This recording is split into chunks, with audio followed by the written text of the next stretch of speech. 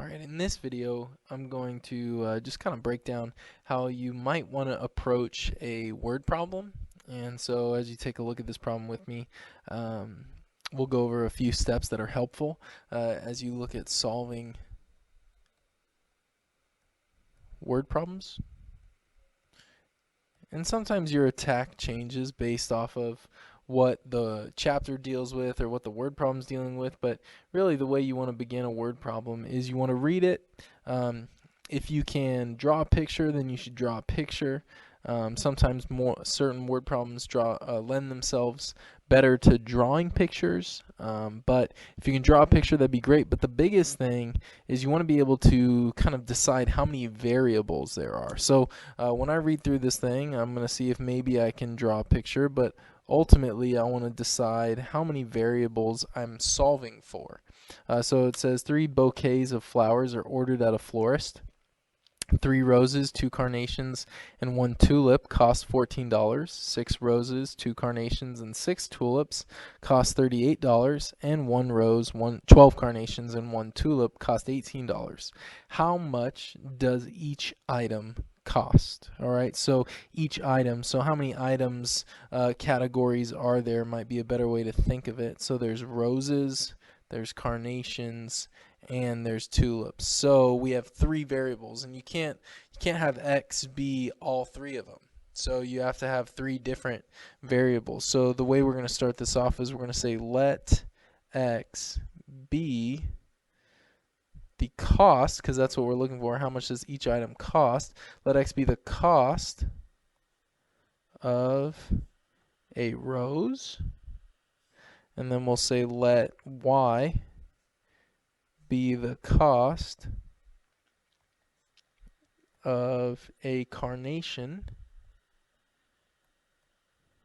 and then let z, because we got 3 things, let z be the cost of a tulip.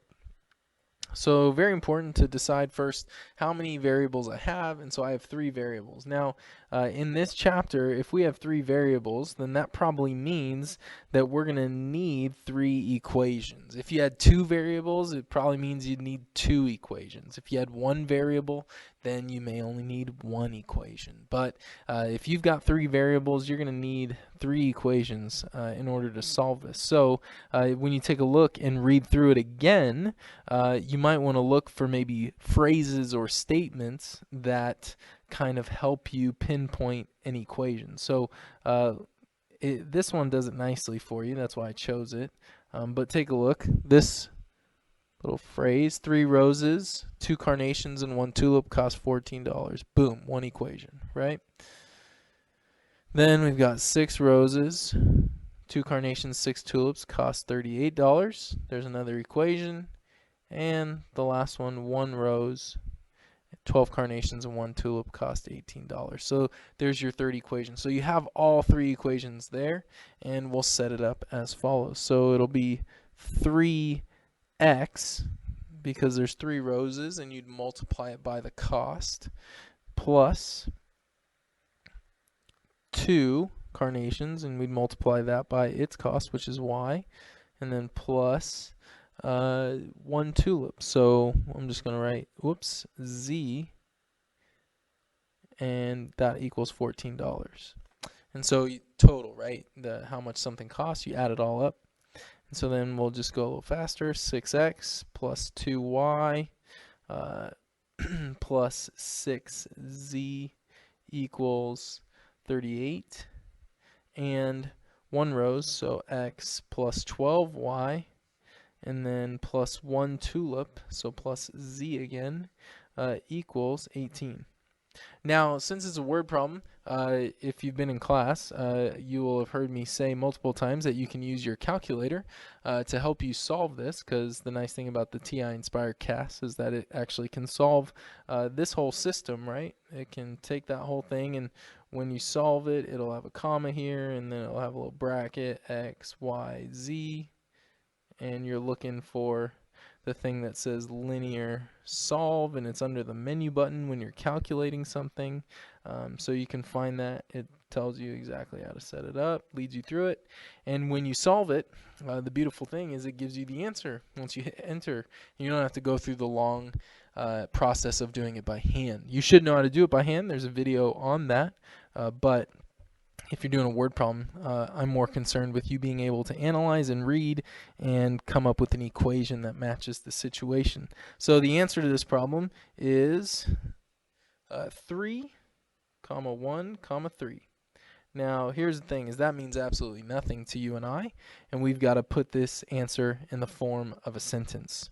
So in the form of a sentence, you would have to take 3, 1, and 3 and then go back to your variables and decide what the 3 in the X spot stands for. That stands for the cost of one rose. So we would want to write out that a rose costs $3, and then we'd write out that a carnation costs $1 and a tulip costs $3. So we would want to actually finish our problem by writing out a sentence.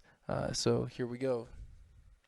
If our answer was 3, 1, 3, then we would say a rose costs $3. A carnation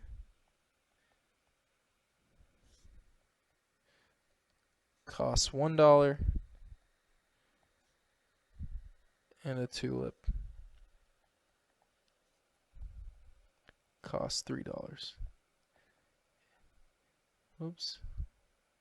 Hopefully it's there. You get the idea. $3. But I will say, if you don't have how much, or if you don't have your sentence, you will not receive full credit. Okay, so there you go. Make sure you have a complete statement there, answering our question of how much does each item cost. And so we've done it. All right. Have a great day.